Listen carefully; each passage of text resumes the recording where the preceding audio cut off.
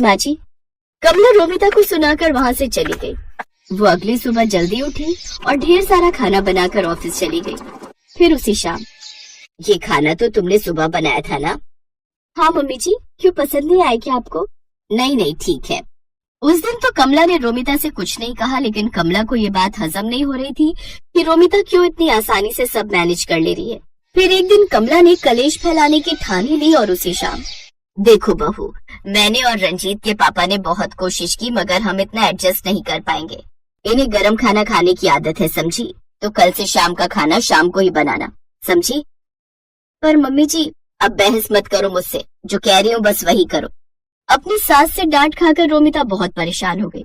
उसे समझ में नहीं आ रहा था कि वो ऑफिस के साथ साथ घर का काम कैसे मैनेज करे। इस चक्कर में वो ऑफिस में भी परेशान रहने लगी। फिर अगले दिन, मम्मी जी, मुझे आपसे कुछ बात करनी थी। हाँ बोलो, क्या बात है? वो मैंने रिजाइन कर दिया है, अब कल से मैं ऑफिस नहीं जाऊंगी। अरे पर ऐसा क्यों किया तुमने? क्योंकि ये सब एक साथ मुझसे हो नहीं पा रहा था मम्मी जी। ऑफिस के चक्कर में मैं आप लोगों का ख्याल नहीं रख पा रही थी। अच्छा ठीक है, फिर अब जाओ, जाकर मेरे लिए चाय बना दो। अजीब बात ये थी कि जो कमला हमेशा यही चाहती थी कि रोमिता जॉब छोड़ दे, अब वो उसके जॉब छोड़ने पर भी परेशान थी, लेकिन उसने अपनी परेशानी रोमिता के सामने जाहिर नहीं की। उधर अब रोमिता जल्दी जल्दी काम निपटाकर अच्छे से आराम करती।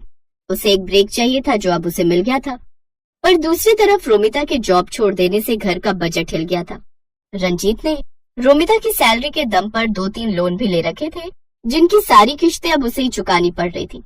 सिर्फ एक ही महीने में हालत इतनी खराब हो गई कि लोन चुकाने के लिए रिश्तेदारों से कर्ज लेना पड़ गया। और फिर एक शाम पूरे परिवार के सामने कमला ने अपने दिल पर पत्थर रखकर कहा, वो रोमिता, मुझे बुरा लग रहा है कि तुमने नौकरी छोड़ दी। कोई बात नहीं मम्मी जी। नहीं नहीं, अब देखो ना, तुमने इतनी पढ़ाई की, इतने साल काम करके तजुर्बा कमाया, और अब तुम घर बैठी हो, और तुम्हें भी तो अपने ऑफिस की याद आती होगी ना। अब तुम एक काम करो, तुम फिर से नई नौकरी ढूंढो अपने लिए, या फिर अगर पुराने ऑफिस में ही बात बन जाए तो देख लो।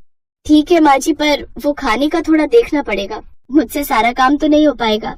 अरे नहीं नहीं, मैंने सब सोच लिया है। तुम सुबह सब्जी बना जाना, बाकी मैं दोपहर और शाम को रोटियां बना दिया करूंगी, और जब तुम ऑफिस से लौटोगी तो चाय भी बना दूंगी। ठीक है? ठीक है माँ जी, जैसा आप कहें। अगले दिन सुबह सुबह रोमिता अपने मायके पहुंच गई और सीधा जाकर अपनी माँ के गले लग गई। और फिर, क्यों? कहा था ना, तेरी सास का घमंड एक दिन जरूर टूटेगा। अच्छा ये बता, तेरी छुट्टियां कब खत्म हो रही हैं?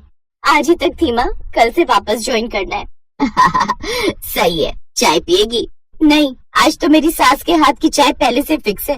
आप चलो मेरे साथ, आज हम पूरा दिन शॉपिंग करेंगे। रोमिता की बात सुनकर नम्रता मुस्कुरा दी, और इस तरह रोमिता ने अपनी समझदारी से सब ठीक कर दिया। सुबह सुबह खाना बनाकर वो घर के प्रति अपनी जिम्मेदारी भी पूरी कर रही थी, और पैसे कमाकर घर के बजट को भी संभाल